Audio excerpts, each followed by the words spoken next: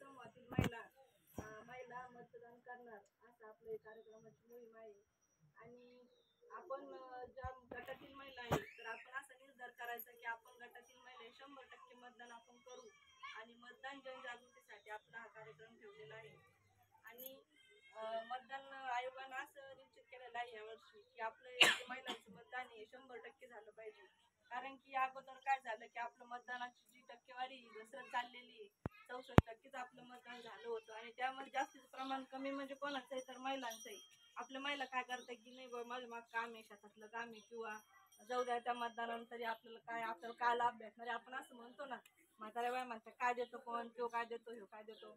आपल्याला त्याच्याशी काही घेणं देणं नाही. तर आपल्याला फक्त आपले एक नागरिक म्हणून आपल्याला आपला हक्क बजवायचा आहे आणि आपल्याला मतदान करायचं आहे.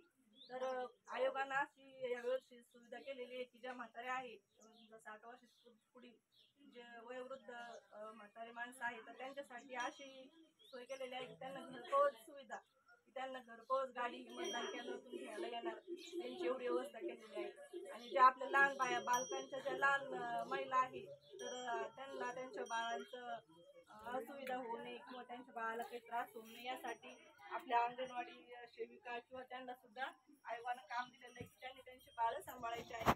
आणि आज एक असं म्हणजे की प्रत्येकानं आपली जबाबदारी की आपण काय म्हणतो दान म्हणजे काय असतं की ज्यावेळेस आपण अन्नदान करतो किंवा आपण कन्यादान करतो किंवा कुठलंही दान करतो तर आपण त्या दानापासून काय अपेक्षा ठेवतो का की नाही हे दानच